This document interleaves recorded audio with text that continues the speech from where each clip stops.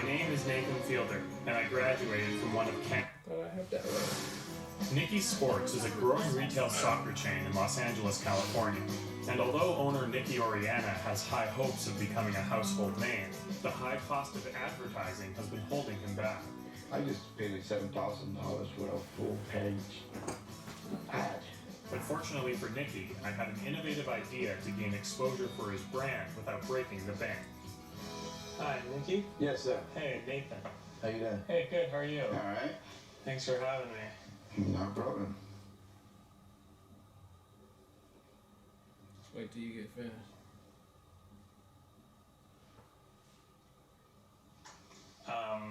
How's business going? All right. The best way to advertise a sporting goods store is to get the endorsement of a professional athlete. The problem is, landing a deal like that can cost millions. But if Nikki's were to sign cheap long-term contracts with a number of children that showed potential, all it would take is for one kid to turn pro for the investment to pay off big time. Like, my kid is Look at him. Wait, he ain't even trying. He look like I don't even know 70. who you were scouting because he was sitting on the bench the entire I wanted to time. figure out which of these kids were most likely to develop the athletic physique needed to play soccer professionally. So I met with Cornelius Ladd, an age progression specialist I found on Craigslist, who said he could accurately predict what these kids would look like when they were all grown up. I don't know Found much on about Craigslist progression. again. Is this kind of a science then? Yes, police use this technology all the time Okay. for missing children's cases, and children have actually been found by the police based on renderings of artists like myself. Wow.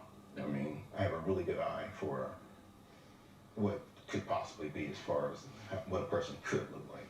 Cornelius seemed perfect for the job, so I gave him a jump drive containing all the photos of my top picks, and later that week, I returned to see the results.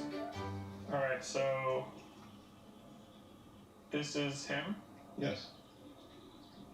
Oh my god. What All he age did was is this? superimpose his eyeballs This on child, I believe, is 8, and age progressed him to around 22. baby. And there's quite a bit of progression in this picture. Uh-huh. Where if you take this young child who has no facial hair, and I added facial hair, his face is spread out more, his hair. That is completely not what I gone. thought we were going to be looking at. Shorts, you know, a lot of people wear bald today. It's an in thing. It's like literally if he moved his eyes over. How sure are you this is what his body is going to look like? I would say his body's about 90%. At a constant progression, his body will look like that, 90%. 90% If he chance? stayed working out, Okay. Okay. We'll go to the next one. Next one? Yeah. Okay, sure. So in this Alright, picture, you wanna let him I think he would grow Baby, he a just very attractive young man. he's And just I tried to show putting that in the baby's picture. face. And also to keep onto a his grown man. ethnicity the same, you know. That's You're all he's pretty sure doing. this is how he'll look? Yes, definitely. Again, you can That is not good. use this in a court. Maybe they should just You use sure? the Yeah. apps that we use. That made us really look like old people. Okay.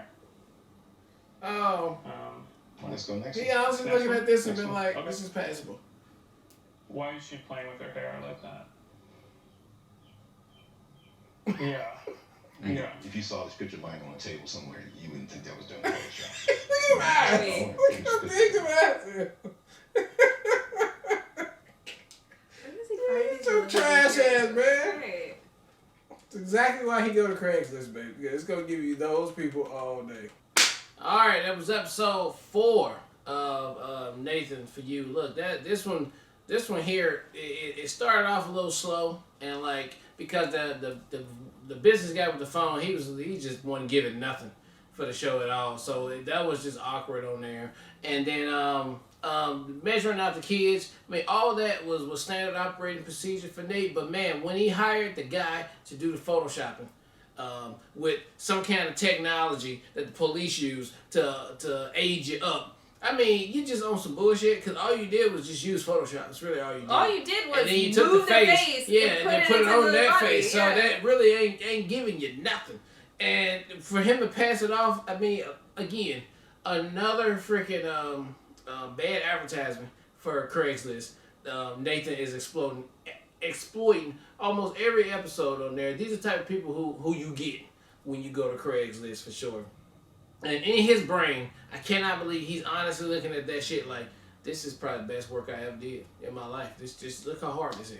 And no, it's trash. But then, yeah, we get to JJ and the J Squad over there from Ohio. That shit threw me for a loop because I didn't know we was going there. I just thought it was going to be breaking to China and then paying for some shit. But then that went for a whole nother side story, which was great because that worked out good for that segment right there. And it's cringy, eye-opening, and just like, you just never know people. And again, I had a good time with it. So it was another good episode. Can't wait to see another one.